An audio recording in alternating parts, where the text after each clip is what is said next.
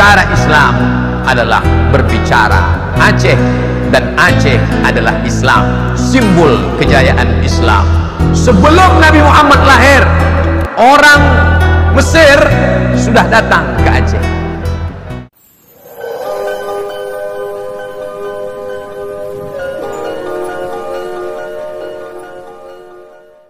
Negeri ini turun rahmat Allah Subhanahu wa ta'ala. Saya sebetulnya kemarin ini bukan ceramah, karena apalagi mau diceramahi. Ceramah tentang syariat Islam, Aceh sudah duluan punya dinas syariah. Bicara masalah zakat, Aceh sudah duluan, zakatnya terbanyak.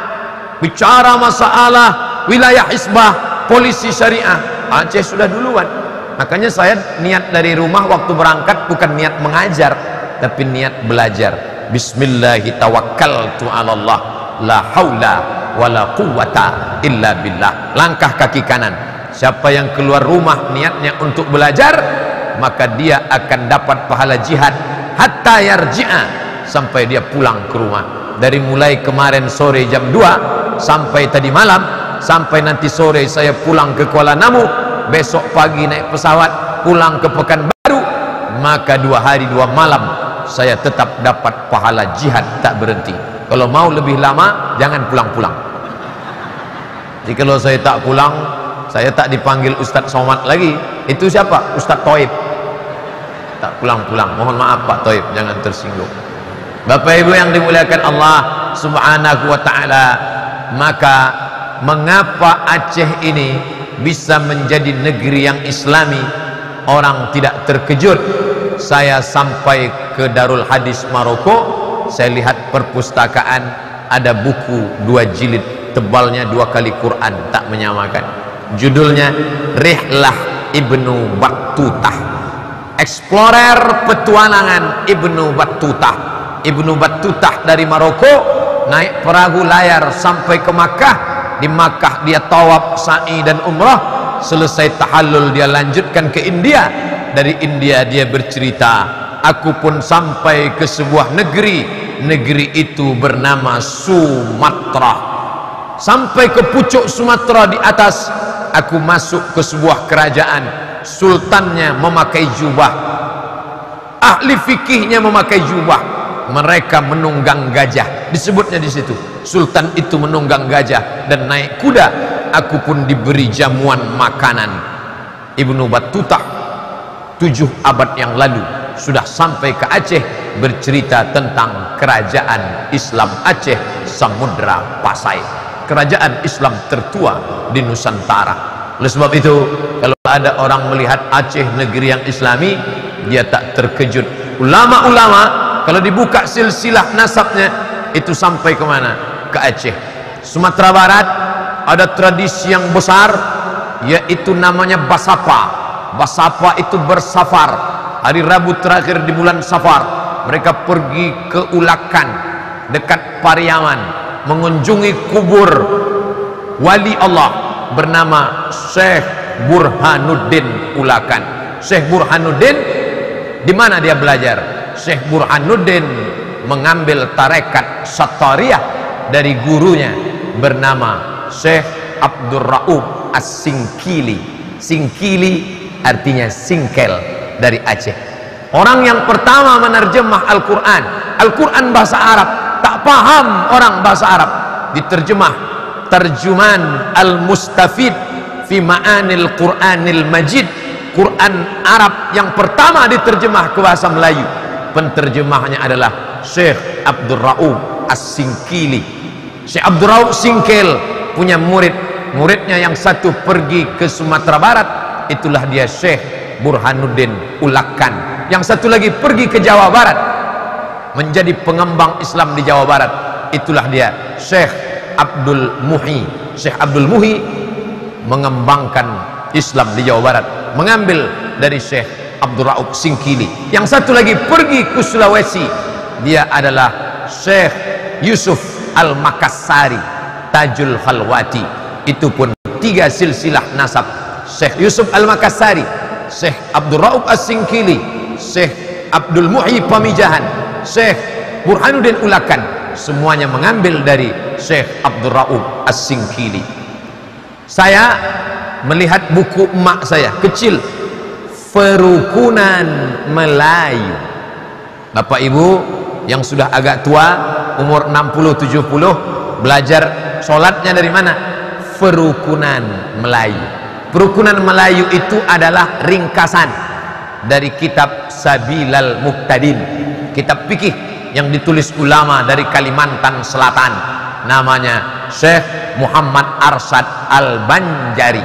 Al-Banjari orang Banjar, As-Singkili orang Singkel, Al-Kutacani Kutacani. Ada namanya ulama Syekh Muhammad Arsyad Al-Banjari menulis kitab fikih namanya Sabilal Muhtadin. Sabilal Muhtadin orang Banjar Kalimantan Selatan sangat cinta kepada Syekh Muhammad Arsyad Al-Banjari, maka dibangun satu masjid besar, nama masjid itu Masjid Sabilal Muhtadin. Tapi banyak orang keliru. Syekh Muhammad Arsyad Al-Banjari menulis Sabilal Muhtadin itu adalah kitab syarah, penjelasan. Kitab induk intinya apa? Intinya adalah kitab Siratal Mustaqim yang ditulis oleh Syekh Nuruddin Ar-Raniri, ulama Aceh, yang namanya diabadikan menjadi UIN, IAIN Ar-Raniri, yang berubah menjadi UIN Ar-Raniri. Maka berbicara Islam adalah berbicara Aceh, dan Aceh adalah Islam, simbol kejayaan Islam. Sebelum Nabi Muhammad lahir, orang Mesir sudah datang ke Aceh. Orang Mesir ke Aceh mau ngapain? Dia mau mencari ada satu batang pokok kayu, kalau dipotong keluar getahnya, dan getahnya itu namanya kamper. Getah kamper itu mereka bawa untuk mengawetkan mayat. Mayat kalau dikasih kamper maka tidak akan dimakan cacing. Kamper itu adalah kapur, dan kapur yang paling tua di dunia kita menyebutnya kapur Barus. Barus di bawah kerajaan Aceh sebelum merdeka menjadi Republik Indonesia berdaulat 1945. Dulu itu Barus masuk kerajaan Aceh, maka kapur Barus orang dari Afrika Utara, Mesir, sudah kemari untuk mengambil kamper. Makanya kalau lemari kita banyak kecoa, banyak ulat, masukkan kapur Barus, insya Allah tak akan ada kecoa. Maka badan kita kalau tidak mau dimakan ulat, makanlah kapur Barus. Bapak Ibu yang dimuliakan Allah Subhanahu wa taala, menjadi orang Aceh adalah kebanggaan, terlepas dari sukunya, tapi dia sudah menjadi wilayah kekuasaan, kebanggaan luar biasa. Dari mana? Dari provinsi Nangrok Aceh Darussalam, yang punya khazanah keilmuan dalam bidang tasawuf, dalam bidang fikih, dalam bidang hadis. Tapi jangan bangga dulu, di balik kebanggaan itu ada tanggung jawab yang luar biasa di masa akan datang. Makanya saya senang berjumpa dengan alumni-alumni Al-Azhar. Assalamualaikum. Waalaikumsalam. Ustadz Abdul Somad. Betul, kami alumni Al-Azhar. Masya Allah. Tamat berapa? Pertama jumpa saya. Tamat berapa? Tamat tahun 96. Oh, guru saya tingkat tinggi, senior-senior saya, tuan-tuan guru saya tamat dari Al-Azhar. Si anu sudah punya pondok pesantren di sini, si ini sudah punya pondok pesantren di sini, si ini sudah punya pondok pesantren di sini. Makanya kalau kita kalah dalam politik, kalah dalam ekonomi, jangan sedih, karena dalam pendidikan kita tak boleh pernah kalah. Saya tak tahu di Kutacane, tapi di tempat saya, ibu-ibu kalau nyekolahkan anak ke pesantren banyak yang nangis. Pulang dari nengok pesantren, matanya berair merah, bengkak. Ibu nangis kenapa, Bu? Sedih Pak Ustadz, tadi di pesantren nengok kasur anaknya tipis, di rumah spring bed 2 lapis. Sedih kenapa, Bu? Sedih Pak Ustadz, di rumah cabainya dibelah, bijinya dibuang, takut anaknya kepedasan. Di pesantren jangankan bijinya, batangnya di blender. Di rumah ikannya dipanaskan, enak nak. Di pesantren kami dulu saya dengan kawan-kawan dari Aceh, dari Langsa, dari Biren, dari Loksmawe, termasuk yang saya sebut tadi dari Kutacane. Santrinya berapa waktu kami di pesantren? 1.800 orang. Pesantren apa namanya Pak Ustadz? Tak boleh sebut nama, menjaga kode etik jurnalistik. Ngantrilah kami bawa piring, mau makan buka puasa nih. Allahu Akbar, Allahu Akbar. Habis sholat ngantri, pas mau ngambil nasi azan isya. 1.800 orang. Masukkan gulainya, saking kan kuatnya, tumpah ke muka gua. Kan? Azan isya baru berbuka. Rela dari Kutacane. Saya baru tahu sekarang perjuangan kawan-kawan saya dari Kutacane sekolah dulu ke pesantren dari tahun 1993 sampai sekarang. Kalau ditanya kemana si Anu dulu, sudah menjadi pegawai Pemda. Kemana si Anu? Sudah mendirikan pesantren. Si Anu sudah menjadi ketua Ikatan Alumni Timur Tengah. Itu kebanggaan luar biasa. Bapak ibu kaya, punya duit banyak, tinggal saya dibawa ceramah ke satu daerah perkebunan.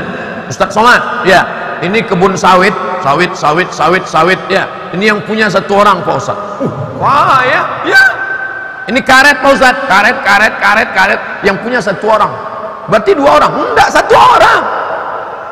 Ini ruko Pak Ustadz, ruko yang punya pun 1 orang. Berarti ini sama ini 2 orang? 1 punya dia semua. Mana dia sekarang? Mati.